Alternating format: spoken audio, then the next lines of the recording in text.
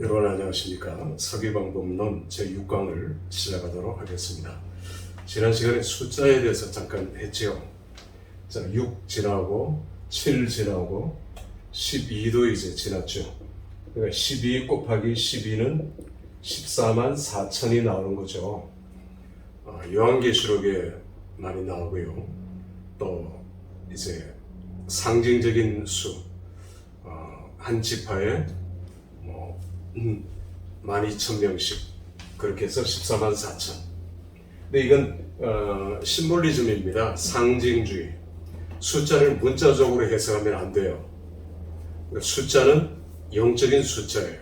눈에 보이지 않는 숫자고요. 우리가 이걸 조심해야 되겠고, 숫자에 숫자를 더하고 곱하고 71에 다니엘서에 그렇게 해서 또 1년 365일 곱하기 7 이런 식으로 숫자가 복잡하게 얽혀져 있는 거예요. 이걸 문자적으로 계산을 하면 큰일 납니다. 심볼리즘이라는 걸 늘 기억해야 돼요. 잊지 말아야 돼요. 자, 아까 4가 땅의 숫자라 했는데 10은 세속적인 완전수죠. 7, 12는 성경의 완전수고요. 세속적인 완전수는 그야말로 40 고난의 숫자입니다. 엘리야 예수님 40 금식하셨죠.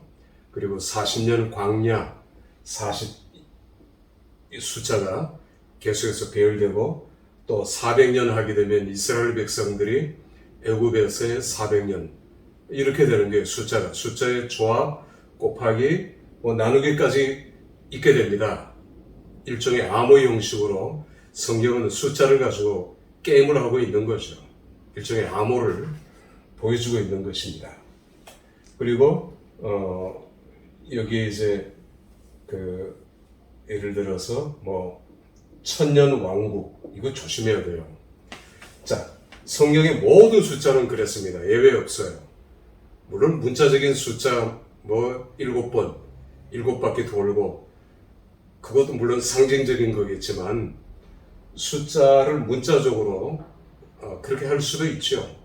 그러나 전체적인 숫자의 개념은 심볼리즘이다. 그래서 천년 왕국도 이 땅의 신약시대예요. 신약시대. 이걸 천년 동안 왕노릇한다. 이건 곤란하고요. 그러니까 천이라는 의미는 꼭 천이 아니라는 거죠. 천년이 아니라는 거죠. 자, 이 정도 하고 인클루지오라고 있어요.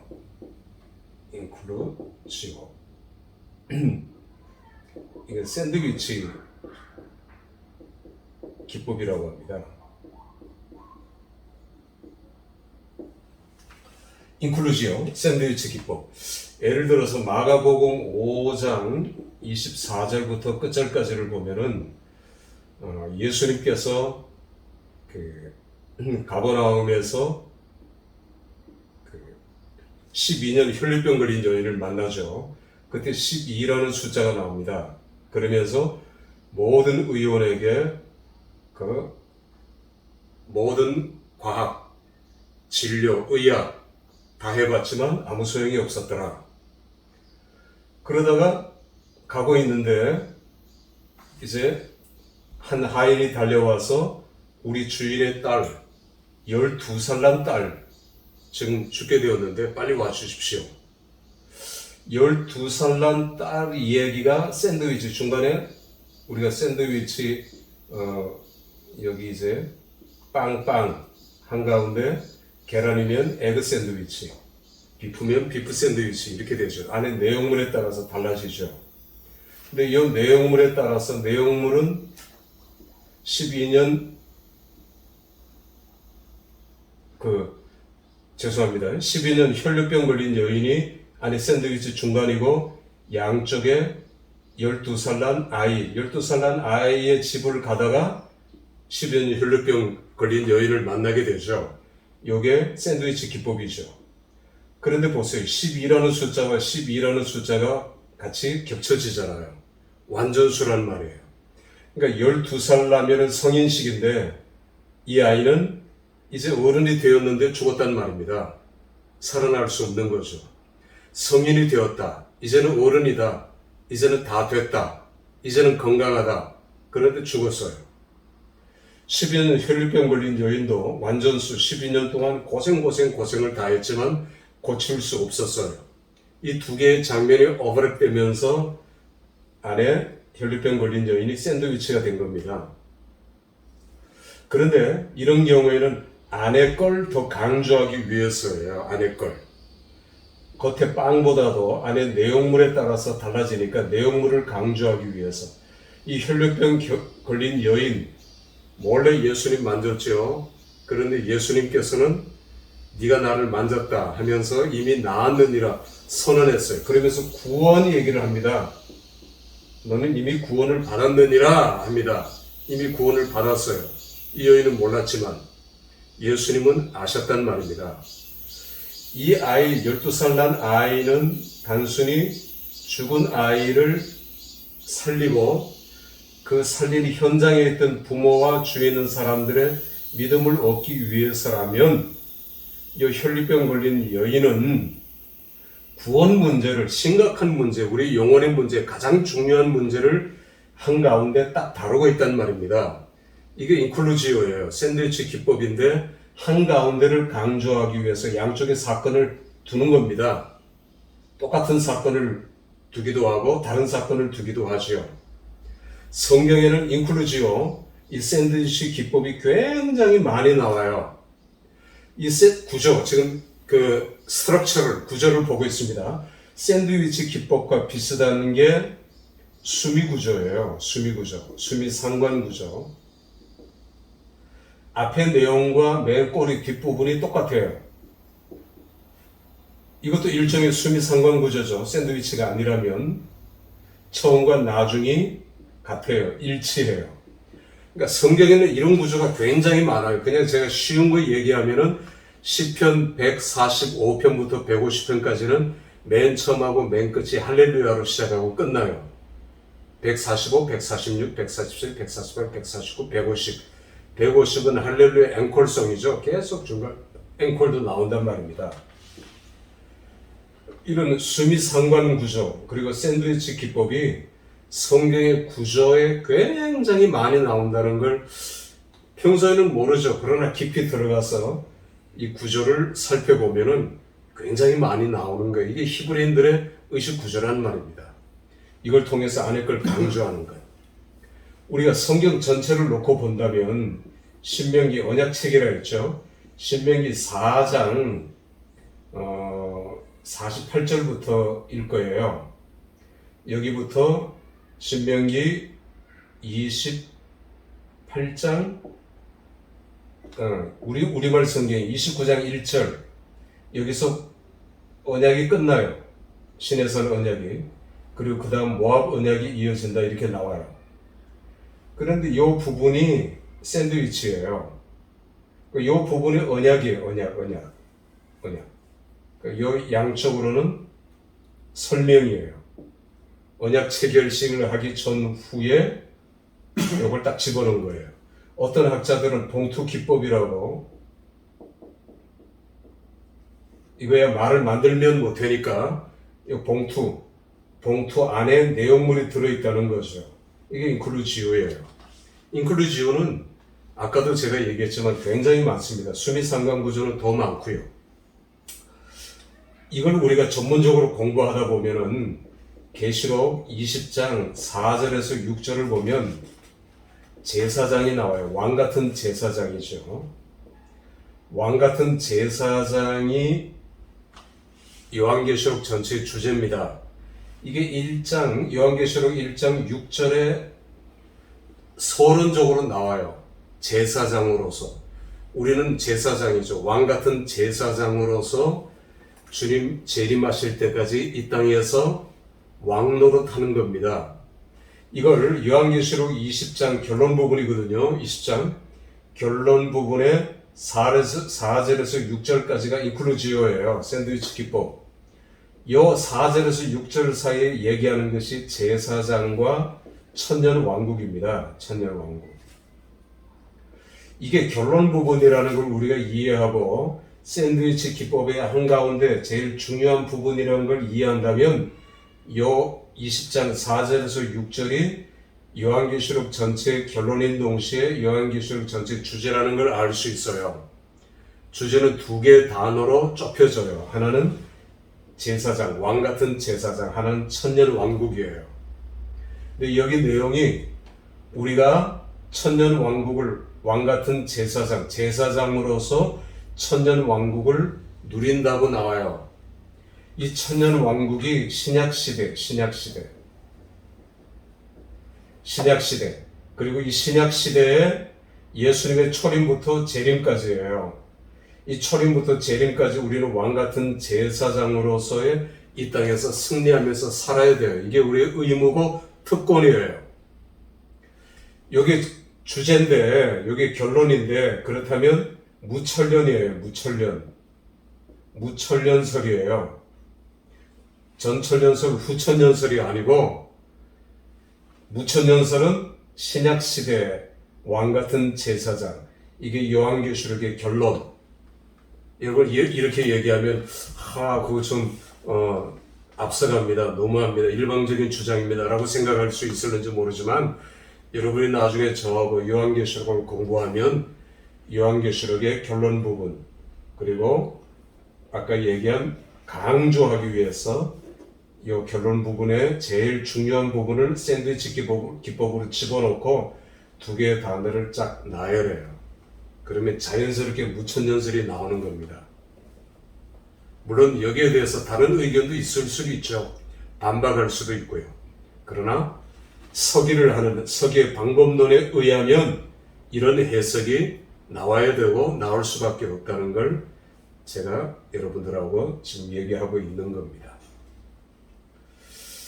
자, 이제 우리가 짤막짤막하게 지나가고 있는데 예를 들어서 이제 행위 메시지가 있어요. 행위 메시지. 성경에 의외로 행위 메시지가 선지서에 많이 나옵니다. 북이스라엘과 남유다. 북이스라엘 망하기 직전에는 행위 메시지가 굉장히 강력해요. 하나님은 강력한 행위 메시지를 쓰셔요. 그래서 북이스라엘이 망할 때는 마지막 강력한 선지자 호세아를 들어 쓰시면서 호세아의 행위 메시지는 이건 너무 강력합니다. 왜? 당대 유명한 창기하고 선지자하고 결혼시키잖아요. 선지자는 내 뜻 의미하고는 관계없어요. 그냥 순종해야 되는 겁니다. 죽어도 순종하는 거예요. 그게 선지자예요. 하나님의 말씀을 대언하고 그대로 전하는데 말로 해서 안 들으니까 행위로 전하게 하는데 그게 행위 메시지, 퍼포먼스란 말입니다. 호세아서 공부할 때도 배웠죠. 그러면 하나님께서 북이스라엘이 망하기 바로 직전 마지막 선지자 제일 강력한 행위 메시지를 사용하는 거예요. 그 전에도 선지자들을 통해서 행위 메시지를 주셨지만 남쪽 유다도 보세요. 본격적인 행위 메시지는 이사야부터 시작합니다. 이사야가 뻘거벗고 완전히 뻘거벗은 건 아니죠. 겉옷을 벗고 속옷만 입고 맨발로 3년 동안 돌아다닙니다. 이거는 바빌론으로 포로가 된다고 하는 퍼포먼스거든요. 행위 메시지. 사람들이 안 들어요. 코웃음 치죠. 돌 던지죠. 이사야 울면서 하나님 말씀을 전하지 않습니까? 그래도 내가 가겠습니다. 내가 여기 있는데 나를 보내소서. 그런데 이사야 다음에 누굽니까? 에레미야잖아요. 에레미야의 행위 메시지는 더 강력해요. 그리고 더 많아요. 에레미야는 울면서 에레미야에 나오는 행위 메시지들이 굉장히 다양합니다. 많아요. 토기장이의 집에 가라. 그리고 거기서 나중에 또 옹기장이의 집에 가서 옹기를 가지고 그걸 완전히 박살내라. 이런 명령들을 계속 하시더니 에스겔에 와서는 에스겔을 붕 띄워가지고 예루살렘으로 데리고 가시잖아요. 이런 것들이 그전에는 안 나오잖아요. 강력한 행위 메시지를 전하면서 예루살렘이 망하기 하루 전날은 에스겔의 아내를 데려가셔요. 포로를 끌려가면 다 죽는다. 이렇게 죽는다. 하루 남았다. 회개하라. 회개 안 하거든요. 이렇게 백성들이 강팍해요. 이 강팍한 백성들, 에스겔은 그래서 머리카락을 3분의 1을 날리고 불태우고 이쪽으로 눕고 저쪽으로 눕고 그런 행위를 보여줍니다. 그리고 망대를 세워서 계속 예루살렘 성을 공격하는 공성무기, 공성태도를 놓고 백성들이 와서 구경하게 만들죠. 그래도 듣지 않아요. 이런 강력한 행위 메시지를 하나님께서는 선지자들을 통해서 계속 보여주고 있는 것이죠. 특별히 선지서에는 행위 메시지가 굉장히 많이 나옵니다. 이런 행위 메시지를 우리가 주목해야 되겠고요. 그 다음에 이제 그 답관체라고, 아크로스틱이라고,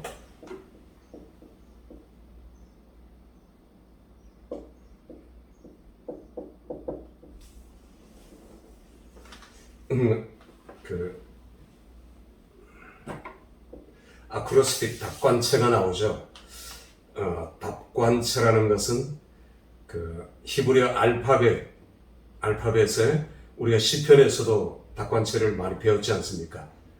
거기다 시편에서 제일 긴 그 시편도 168절인데 179장 176절을, 그러니까 이걸 그 알파벳 22개에다 집어넣은 거죠. 알레프부터 시작해서 타우까지. 그걸 외우게 하는 거예요.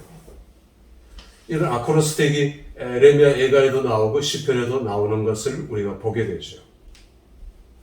자, 이런 구조가 굉장히 복잡합니다. 구조 하나하나가 아까 제가 얘기한 한 학문, 한 과목을 형성할 수 있을 정도예요.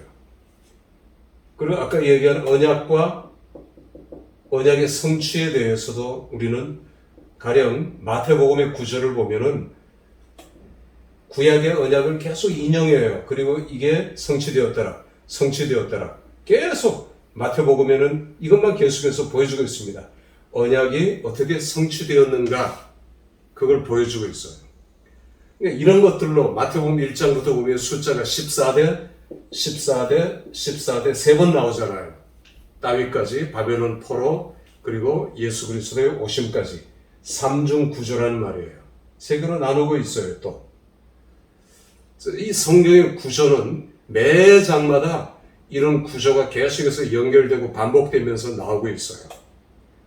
그러니까 이런 것들을 이제 예를 들어서 제가 새벽기도 설교할 때는 읽으면서 서기를 하면서 설교 중간에 이거는 아크로스틱입니다, 이렇게 얘기할 수 있는 거죠. 우리가 강해 설교할 때는 이런 부분을 얘기하기가 조금 뭐하지만, 우리는 신학적인 용어지만 서기 설교할 때는 할 수 있는 거죠. 자, 이렇게 해서 서기 설교를 점점 다듬어 나가는 겁니다. 내 것으로 만드는 거예요. 이 서기 설교, 서기 방법론에서 제일 중요한 것이 그래서 구조다, 구조. 우리가 구조를 해석하고 구조를 보는 것이 제일 중요하다는 표현을 제가 하고 있습니다. 자, 이거 거의 다 이제 나왔다고 볼 수 있겠지만, 우리가 조금 더 이제 살펴본다면, 이것 이외에도 여러 가지를 물론 얘기할 수가 있을 것입니다. 그러나 이런 구조들을 우리가 여러분들이 관심 있는 부분들은 더 그쪽 분야에 대해서 연구한다면 아주 훌륭한 서기 설교자가 될 수 있고 서기 방법론을 만들 수 있죠. 이걸 다 할 수는 없어요. 그거 하기에는 너무 역량이 부족하기도 하고 범위가 너무 커요. 그러니까 내가 관심이 있는 구조들만 집어서 그걸 계속 연구하고 개발하는, 그렇게 해서 방법론을 만들면 되죠. 그래서 다음 시간에는 나의 방법론입니다. 이건 개혁주의 방법이고 나의 방법론 다음 시간에 하도록 하겠습니다. 수고했습니다.